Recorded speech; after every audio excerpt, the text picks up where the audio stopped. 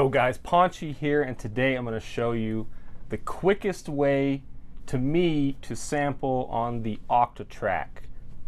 Now, I have a beat here already pulled up. This is what it sounds like. Simple beat, nothing crazy.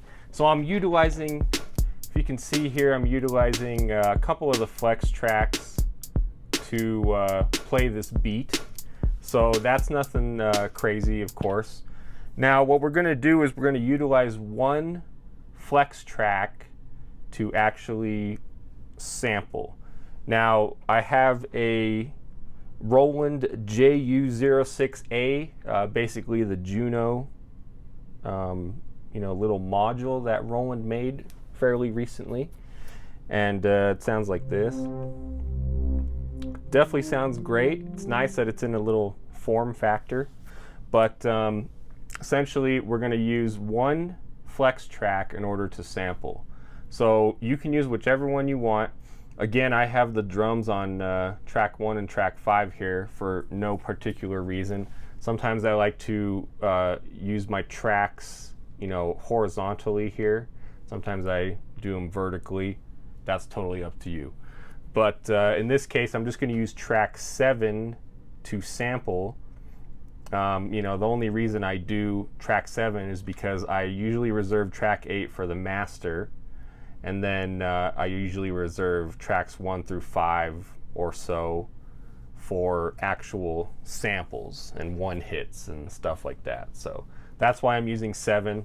It's not super arbitrary. There is a reason for it. But anyway, so what we want to do real quick is, set that to a flex track, and then you're going to come in here and you double tap this, go in here and set the sample to recording 7. So what that is the buffer for track 7, the recording buffer. All that means is that's, if you record on track 7, that's where it's going to go, is into recording 7. Makes sense. So get out of there, and then what we need to do next is we want to go ahead and set up our recording menu here. So basically you can just leave that the way it is. I have the Juno hooked up to inputs A and B here. It is a stereo synth, so if you want, for good measure, you can turn off C and D, so that way you don't record to inputs C and D, especially if you're actually recording two different stereo tracks at once, or if you're recording like a mono track, for example. You would set for example, you would set track 7 to A and B, and then you'd come into track 6 for, if you were recording on there as well, and set that to C, and then turn off A and B. So that's the idea here. So of course for now I'm just going to be sampling the one stereo pair. So, and then RLen. Now this is essentially where you choose how long you want the sample to be. Now I'm going to set it to 64, which would be the equivalent of 64 steps or 4 pages. You can set it to max. Max is controlled in the menu. You can set up how long you want max to be. The thing about max is that you have to stop it manually. Otherwise it will, of course, go for the whole length that you have set in your settings. But that's why in this case I'm just going to use 64, because that way it'll stop automatically and the sample will be a perfect length. So trig, you can set that, just leave that to 1. For this purpose, 1 will be fine. Source 3, that's for sampling from internally, so we're not going to use that. Loop, you can leave that to on. So now go to function and rec 2 here. Now this is these things are definitely important. Now F in, F out, those are fades. So usually it's good practice to set it to the lowest possible fade. It'll be at 0, but if you set it to the lowest possible one, which is 0.063, oh, there we go, then you'll at least have a little bit of a fade on either side of the sample. Set F in and F out to the minimum fade, so that way you can avoid pops and clicks and stuff like that. So A, B, leave that to 0. That has to do with the monitoring. But as long as you can hear, as long as you can hear what you have plugged in, then you don't need to worry about that. QRec. So this is quantized recording. So what this does, this is kind of the secret to this whole thing. If you set this to 0, then it's going to start, it will essentially start recording either wherever you have a trig set or wherever you press record. So I actually set that to 16, so that way I can kind of queue up the recording and then have time to go to my synth, so that way I can actually, I can arm it and then go over here to get ready to record. So that's what that's for. It's definitely a super helpful thing, so you don't have to be, have one hand over here, have another hand on the synth, you're trying to do all these crazy things all at once. So I set that to 16. Now QPL, that is quantized playback, I set that to pattern length. So that way at the end of the pattern, it will automatically start playing it and it'll be synced up. Basically the big thing with QRec and QPL is that you want it to be synced. You want things to be synced. So that way, potentially your sample won't start playing or recording like in the middle of the pattern, and then that way your pattern is all messed up. That's why you can also use these settings for recording live, which is definitely super interesting. If you have 2 different things or 4 different things, well, I mean, yeah, you could essentially have 4 different mono inputs, plugged in here, and then you could essentially record, you set each one to each individual track, and then you could essentially record 4 things at once in a live format, and then use that to, and then slice them and resample like on the fly. So that's definitely a really cool thing that you can do with the Octatrack that you cannot do with any of the other devices, so Elektron devices. So CD, keep that at 0. Again, A, B, and CD have to do with monitoring, so monitoring your input signal. But as long as you have mix set over here to direct, DIR is the monitoring through the mixer, so you don't need that in the recording menu. So and that's pretty much it. So then if you go to function rec3, this is where you can save a recording, you can edit it. If you go to memory config, this is where you can set the length when you set max in the length in rec1 here. So reserve length, it's set to 16 seconds. You can change that. However, you'll notice that when you do change that, it affects the memory of what the Octatrack is actually capable of. So you can set it up to 63 seconds. That's a ridiculously long sample. If you're actually sampling 63 seconds, then let me know and you will receive an award of praise. No, but anyway, yeah, I just have mine set to 16. So, and conveniently, it'll also tell you up here how many steps that is, so that way you can adjust accordingly in terms of like your master length and stuff like that. Anyway, so that's all set. So everything there is good to go. So now what we're going to do, well, go back to Rec 1. So now when you're in Rec 1, recording setup 1, press record. Now you'll see here that I already have a flashing trig. Now essentially what that is a recording trig. So what you want to do here is press function and 1, and you do want it to be set on 1. Now the reason for that, and well, when you press function and 1, it'll turn yellow. The reason for that is you can arm it over here. You might have been playing with your Octatrack and you accidentally press yes and it says arm tracks. Now this is what that's used for. So if you press yes, well, if we get out of here, press yes, you'll see that it arms the track. So what that does, if we go back into Rec 1, that will arm this, so that way as soon as the sequencer hits that trig, it'll immediately start recording. And because it's yellow, when the pattern resets and hits that trig again, it's not going to record again. Because of course, if you're sampling, especially live, in a live setting, you don't want it to be sampling over and over and over. You would just want it, at least, I don't know, maybe you would want that. So you would set it to that, to just a red recording trig. But in this case, you want it to be yellow, so that way it'll only record once. So, okay.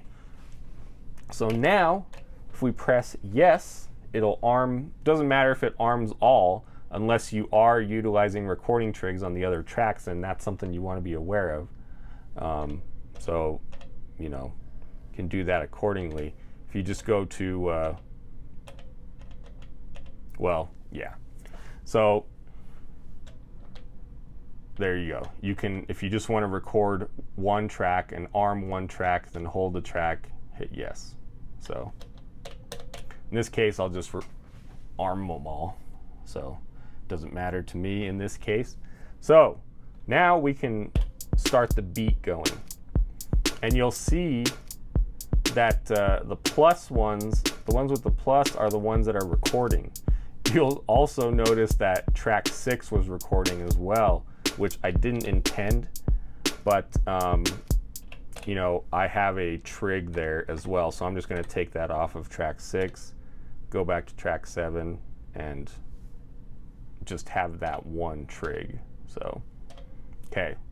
So for now, I'm going to hit disarm actually, because I want to show you guys how to do it while the sequencer is playing. So go ahead and start your sequencer. Now you should be able to hear your synth. Make sure you can hear it.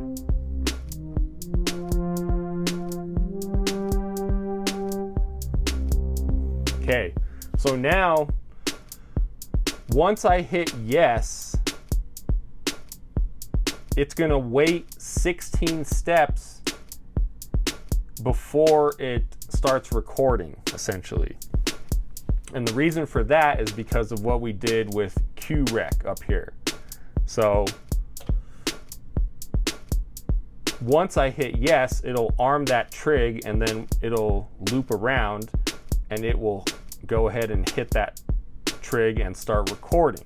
So the idea here is that you want to hit yes, you know, kind of in this area, so that way you have some time to go from, you know, hitting yes over to your synth or whatever it is you're recording and get ready to record. That way you have, you know, a whole page worth of time in order to get ready to record.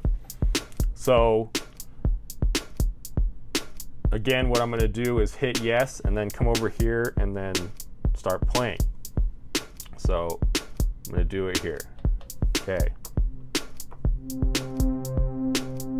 You'll notice that the plus is there.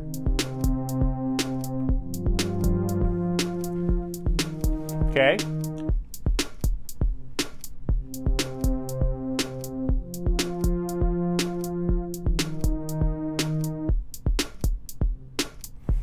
Okay, so what ended up happening here is I hit the yes, I believe, right before the pattern restarted. So I probably hit yes like over here, and then I hit it, well, I hit it over here, and then it started recording like almost immediately. Essentially, you want to record it over here. So you don't have to worry about erasing that or anything.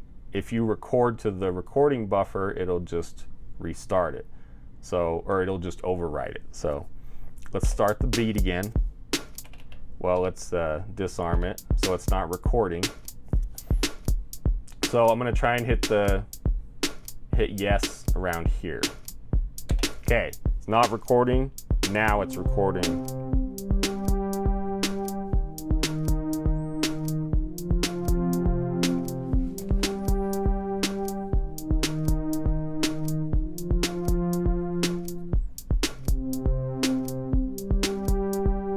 Okay, you'll notice timing-wise, I started recording a little bit too late. You want to make sure that you start recording when the the trig hits the 1, of course. So, this is just a matter of recording on time. So I'm going to hit no again. Okay, and then I'm going to get ready to start recording again. So I hit yes to arm it.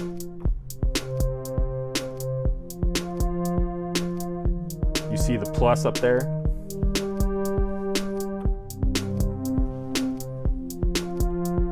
Okay, and then you'll notice that once it stops recording, it immediately starts playing what I recorded. So you can use this as a way to loop in real time. So now there we go. We finally have a sample that is on time. It sounds good because it's on time. It's what I intended to play, and there you go. You've sampled into your Octatrack. Now, of course, now once you have this sample, there's many things you can do with that. You could harmonize with it.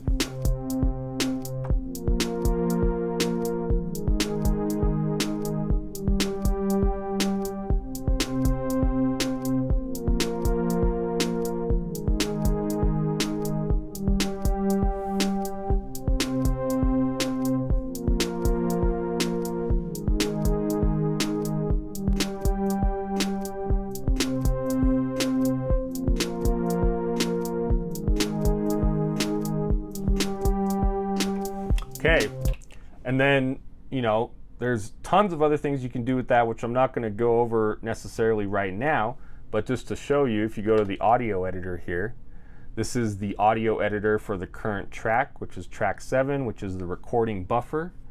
So if you zoom in, you'll notice that you have an actual sample here. So you can mess around with it. You can zoom in, you can change the start position, you can loop it, anything like that, of course. You can go to the slice grid, you can slice it up into 16 slices or however many slices, and then you can go back and set trigs to different slices. There's tons of stuff you can do. But again, I'm not going to go over that right now. If you guys want to see more of that stuff, definitely leave a comment down below. And I hope that helps you guys. If you have any other questions, also leave those down below. Furthermore, I guess the final thing I'll show you is, remember on record 3 here, function record 3, you can go to save this recording. So you can save the sample as whatever you want there. Of course, change it. And that way you will have it. Once you save it, of course, you can load it into your slots here. And then that way, once you have it saved and loaded into a different slot, then you could go back and record over the recording buffer. And then that way, you can record something else, sample something else. So now keep in mind, this is probably the best method next to using a pickup machine for recording live. It's also really good for if you're just recording samples at home in your studio, but this is definitely by far the easiest way to record live. So hope that helps. Guys, have a good one. I'll see you in the next video.